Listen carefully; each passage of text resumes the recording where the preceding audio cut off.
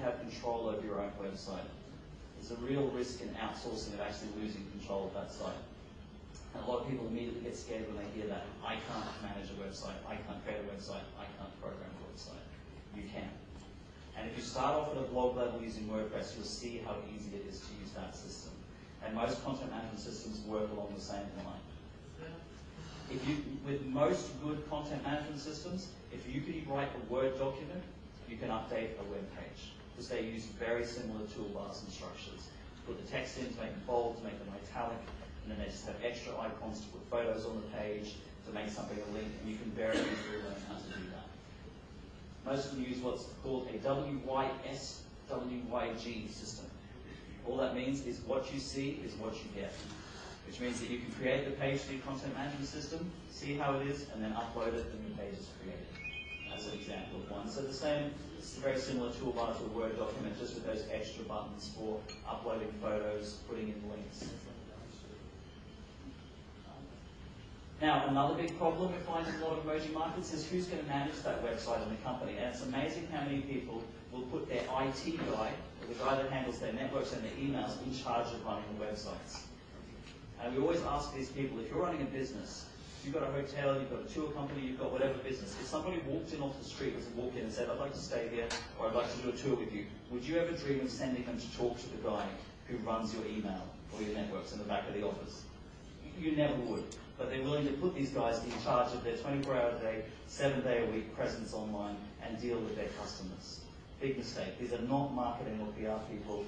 These are technical guys. They should keep your website running, but you should be managing the content of the website and staying abreast of that.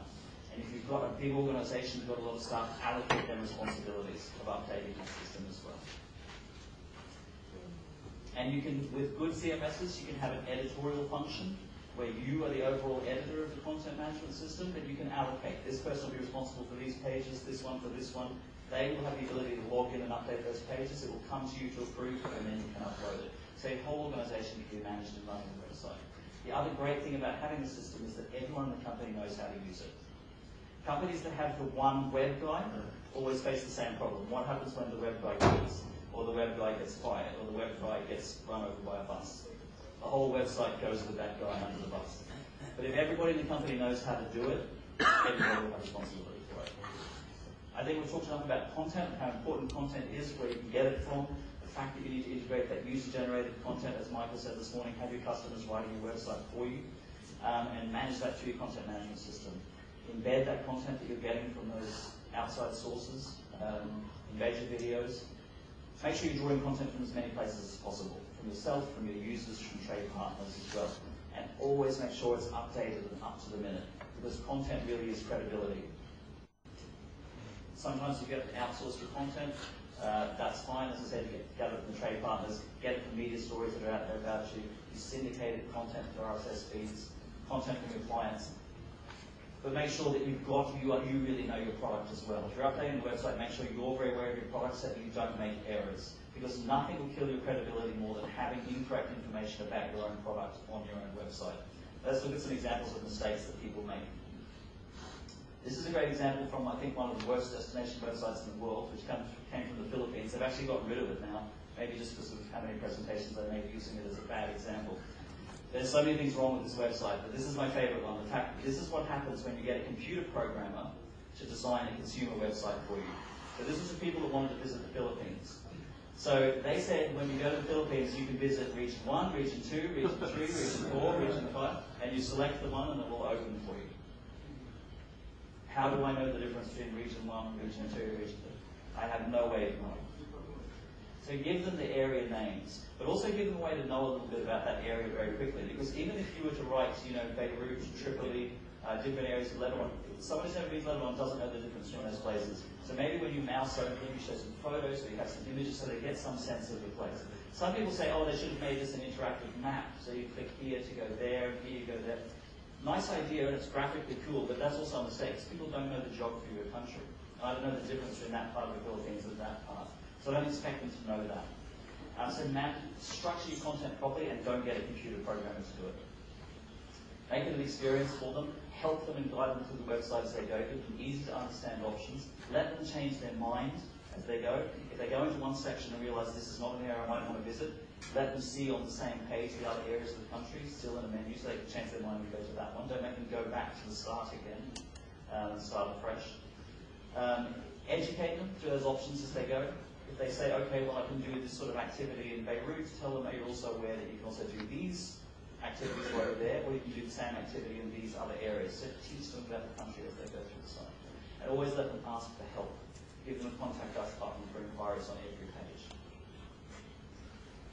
Now, when it comes to writing copy, this is of course a big issue when you're dealing in another language. You're going to have to make sure you've got high quality copy in terms of the text written on your site. So decide whether each page, as I said, is functional or motivational. Are you actually giving them, are you actually trying to make them do something? Come and stay with you, come and visit the country? Or are you telling them how to do it once they get there? So is it motivating them to come, or is it giving them a function? So you're responding to the reader, or you're eliciting a response from them. Decide your overall key messages of what's special and your unique selling points about your business or your destination, and keep them in mind across all the content. Your ICT staff, once again, that email guy is not a copywriter. Do not expect him to sit down and write about your product. In some cases, neither are your marketing staff. And you might have to get some assistance with producing that text. Nothing kills credibility more than spelling mistakes and grammatical mistakes in your own language. When you read through it and see mistakes people have made, you just start to lose credibility in this person's intelligence and their ability to talk about your product if they can't even spell or talk about it properly. Make sure you check every part of the page. Don't rely on spell check. If you've got it in a Word document before you load it to your page, don't rely on an automated spell check to tell you what those mistakes are. There are things they will miss again and again and again. In English, form and from is a big mistake people make. The spell check will not pick up. Because the word isn't spelled wrong, it's just the wrong word. So you do have to read through it. Check every part of the page, including these page titles that are going to appear at the top of your page. This is an example of a certified public accountant from America. They didn't check that they were spelling, and when you load their page, at the top of every page, it tells you that they're a certified cubic accountants. Not sure what they do. Never edit your own work. It's amazing when you read through your own documents that you've written. You're sort of very forgiving on yourself, and you won't notice the mistakes that someone else will make. If you're writing in English, always find a native speaker to read it for you. It's just a natural fact that if you're not a native speaker, there will be mistakes you won't pick up. But native speakers can tell, or if it's just the tone of it, the way that it sounds. So ask someone to test drive it and read through it for you. Don't rely on those automated spell checkers, as I said, and this one is critical. A big mistake we see in a lot of emerging markets. Don't rely on automated translators. They do not work. You've all seen these buttons you can push and it'll translate the whole page. You've seen Babelfish, a website that does it. It is a disaster.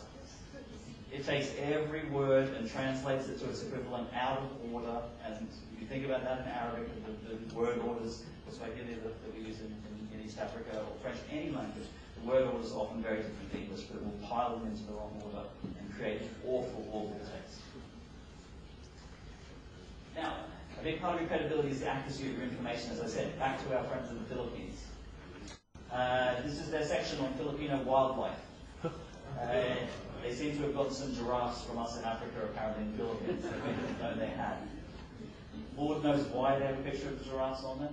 But if you were thinking of visiting the Philippines and you see that they're saying they have giraffes and they don't, you know they're not there, their credibility is gone as a destination manager.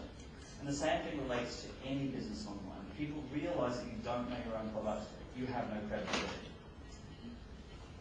Photographs, even if they're accurate, make sure that they're high quality. This is some examples from Kenya where I live of what I consider to be very good motivational tourism photos. And these psychologists that work in selling and business will often say that good travel photos are a photo that you can look at and picture yourself in the scene. And I think both of those work very well in that sense. People see this photo with the cheetahs and imagine themselves being in that vehicle. When you have a great view like this with a person in it, they imagine themselves seeing the view. So travel photos always should be appealing and ideally have people in them that people can imagine themselves doing that activity. I'm sure there's lots of examples locally here, but these are some classic examples that we have in Africa of mistakes that people make and lose their credibility. This animal here gets put in a lot of African travel websites as a leopard. This is not a leopard, it's a jaguar in South America. They're very similar looking animals, and you really need to know African wildlife to tell the difference. But if you have a Jaguar on your website and you're selling yourself as a safari business and a wildlife expert,